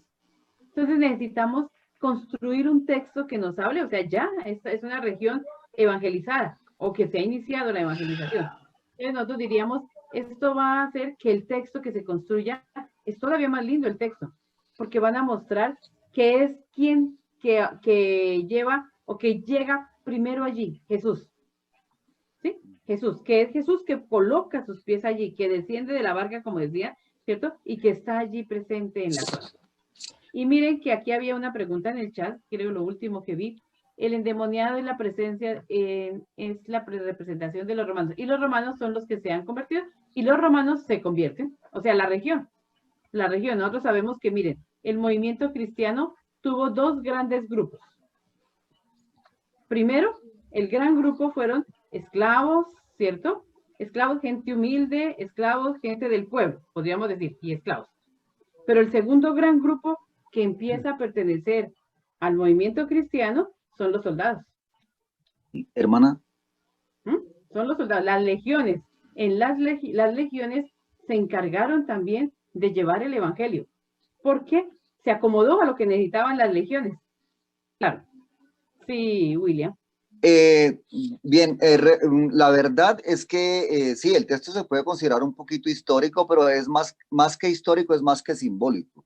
Simbólico. Porque, sí, simbólico, porque aquí lo que nos quiere dar es a resaltar la presencia de Jesús y su acción divina en cuanto al desterrar ese poder demoníaco del mundo y sobre todo del entorno humano. Cuando se habla acerca de empujar a los cerdos, estamos queriendo decir que es que la presencia del Señor va desterrando toda esa maldad que está significada o simbolizada dentro de los cerdos. Y el caer hacia el lago o el mar, que realmente era algo de perdición y era un contexto, como lo estábamos hablando, de impureza, de lo malo, es la presencia de Cristo Jesús que está liberando a la humanidad.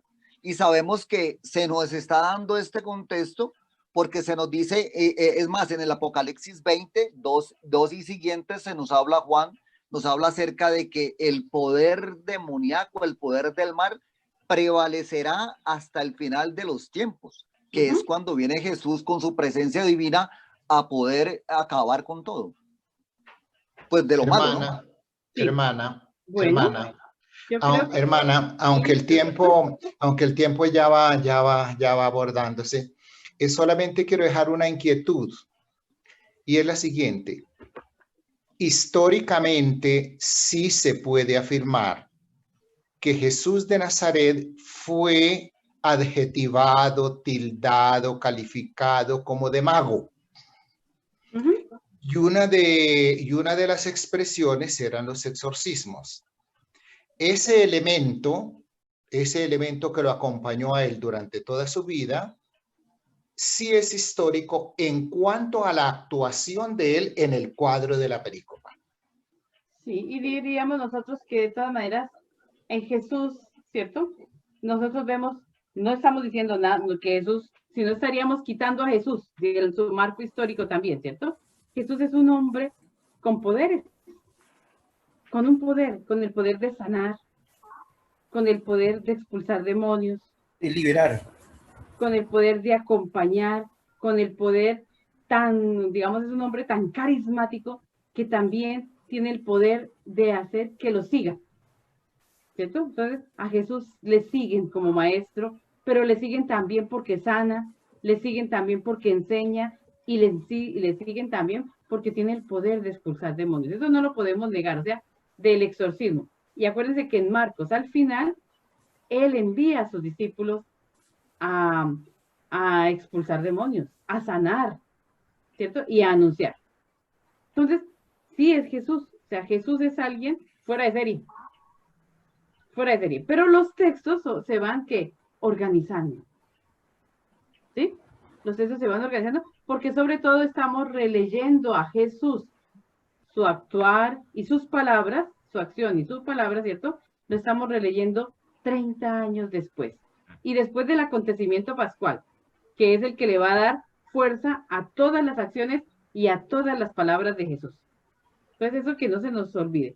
Pero claro, todo lo de ustedes, digamos, es fantástico poder, como que ya estamos a un nivel en el que intercambiamos muy bonito, de una manera muy bonita, sobre los pasajes que estamos trabajando, ¿verdad? Y cada vez que ustedes se metan, a medida que ustedes se metan más, esto se va a enriquecer de una manera extraordinaria. No sé si Tal vez William quiere decir algo. un pequeño dato adicional, y es que como por ejemplo en Hechos de los Apóstoles, aunque hay que leer Hechos de los Apóstoles con muchísimo cuidado, porque Hechos de los Apóstoles es por lo menos unos 40 años después del acontecimiento pascual, después de Marcos obviamente, pero da unos datos que podemos tenerlos en cuenta sobre persecuciones que existieron en los comienzos de la iglesia y cómo, consecuencia de las persecuciones, el cristianismo llegó a Samaria, incluso llegó a Damasco. Damasco ha sido una ciudad muy importante para el cristianismo, y esto lo vemos en la carta a los Gálatas en relación con Pablo. Ya, en relación con Pablo. O sea, en Damasco algo le pasó a Pablo, históricamente hablando, al margen de lo que diga Hechos y de toda la narración que nos cuenta Hechos, ahí hay un elemento histórico porque coincide con la carta a los Gálatas. Es más, Hechos de los Apóstoles, el autor de Hechos tiene como una de sus fuentes la carta a los Gálatas. Eso lo podemos ver después. Pero, por ejemplo, ya tenemos una ciudad importante. La ciudad de Damasco fue importante para el cristianismo. Otra ciudad importantísima fue la ciudad de Pela, que nosotros hemos visto. La ciudad de Pela.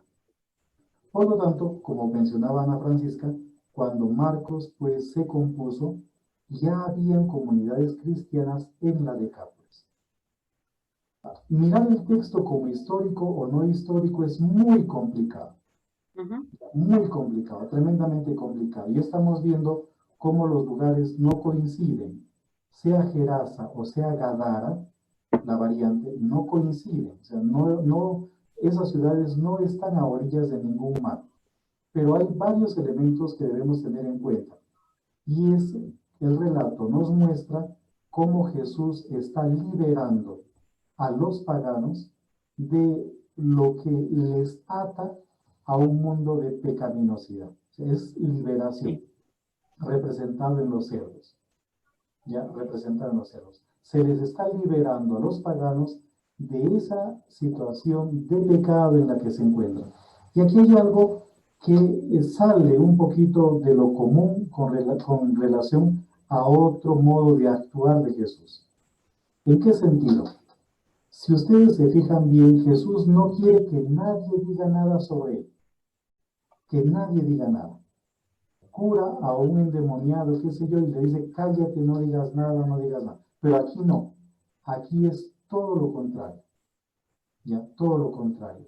A que por el comienzo del relato parece que era más bien un loco, en algunos comentarios se le trata de loco, no tanto de endemoniado, sino de loco, sea lo que fuere, a se le da la misión de anunciar entre los suyos todo lo referente a Jesús. Es muy bonito, es un texto preciosísimo en realidad. Ahora, si nosotros vamos a querer ver algo histórico ahí o no histórico, probablemente nos gastemos demasiado y no vamos a llegar a ningún puerto. ¿Ya? No vamos a llegar a ninguna conclusión. Porque el relato parece que puede haber algo histórico ahí, una vena histórica, pero también en el fondo puede tratarse de un midrash del libro de Isaías, del capítulo 65, del 1 al 6. Podría tratarse entonces de un midrash. Entonces, algún elemento histórico, alguna venita histórica puede haber ahí, y esa vena histórica terminó reelaborada a la luz de Isaías 65 y de otros textos más del Antiguo Testamento. Bueno, yo creo que les vamos a dejar tarea, ¿no? Porque imposible no dejarles tareas si son tan juiciosos con la tarea. Son excelentes con las tareas. Entonces tendríamos el relato que sigue. Es la sanación de la hemorroísa y de la hija de Jairo. Lindo. Entonces, a ver, la tarea, yo les voy a colocar una tarea, no sé si el padre William les coloca otra. Mi tarea es la siguiente. ¿Por qué esas dos mujeres? Léanlo con detalle. ¿Qué relación hay? Aunque antes hay un texto. ¿Cuál, no? Son las dos. Del 13 al 16. ¿Del 13 al 16? A no ser que esté leyendo. Ah, no, espere, estoy mal. No. Me salté a Mateo. 21. Del 21 es largo. Sí. Es la sanación de las Del dos 21 mujeres. Al 43. Terminaríamos sí, es un el texto capítulo largo. 5. Entonces, a ver, vamos a intentar hacer el paralelo entre las dos mujeres. La comparación de las dos. De la mayor y de la menor. ¿Qué elementos hay que tengan en común las dos? ¿Listo? Esa sería. Y, pues, ¿qué hace Jesús ahí con ellas? Y no sé si el padre William les deja otra tarita. No, que lean bien el texto. Disculpen, hago una pregunta que, es que me están haciendo acá mis hijas. ¿Uriel es un ángel o es un demonio? Es que mis hijas me están haciendo acá una pregunta bastante rara y por eso... Uriel es un arcángel. Uriel es un ángel. ¿Es un ángel? Bueno, hermana, muchas gracias. Son de los Bueno, ángeles, algo así. Uriel es un ángel, Hermana, seguimos con el final del texto hacia la sanación de una mujer y resucitar a una niña. Sí, los dos, el texto, el que dice Marcos 5:21 hasta el 43. ¿O 44? Dale, 43. 43. Que son dos relatos en uno. Acuérdense, son dos relatos, dos sanaciones, diríamos, en una. Entonces, vamos a hacer el paralelo de las dos mujeres. ¿Listo? Bueno, muy bien. Bueno. Gracias, hermana. Gracias, Fray William. Una última cosa para los interesados, o pueden también compartir con todo el mundo. Mañana vamos a tener un conversatorio con una psicóloga de 6 a 7:30 de la noche, que va a hablar sobre la depresión y la ansiedad. A lo mejor es de utilidad para algunas personas, qué sé yo. Tanto por una dirección ya de Meet, que hemos creado un enlace de Meet, pero al mismo tiempo también por el canal en YouTube. En directo será transmitido por allí. Entonces, si a lo mejor a alguien le es de utilidad, pues bienvenidos en realidad. ¿Con este mismo link? No, ahorita les copio el enlace mientras van dando las últimas indicaciones. ¿A qué hora es, padre? ¿A qué hora es, padre? De 6 a 7:30. En sala se encuentra el padre Marco Tulio. Está presente, sí, señor. Claro. Bueno, reverendo, como director nacional espiritual, por favor, unas palabritas y su bendición. Bueno, para terminar este momento tan de gracia, de lectura, de aprendizaje, de profundización de la palabra, pues le damos gracias al Señor por estas bendiciones y por la sabiduría que les ha concedido al padre William y a la hermana. Dios le pague a Luis Alberto y a todos los que están en este momento en esta escuela, para que el Señor, a través de su palabra, podamos encontrar caminos de salvación para nosotros y para la gente que nos escucha y que tenemos que pastorear.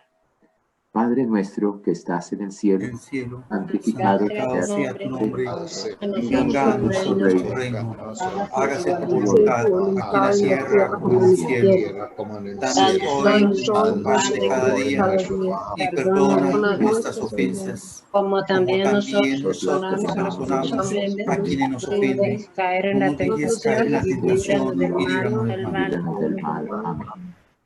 Dios te salve María, llena eres de gracia. El Señor es contigo. Bendita eres entre todas las mujeres. Bendito es el fruto de tu vientre, Santa María, Madre de Dios, ruega por nosotros pecadores, ahora y en la hora de nuestra muerte. Amén. Y la bendición de Dios Todopoderoso, Padre, Hijo y Espíritu Santo, descienda sobre ustedes. Amén. Muchas gracias a todos.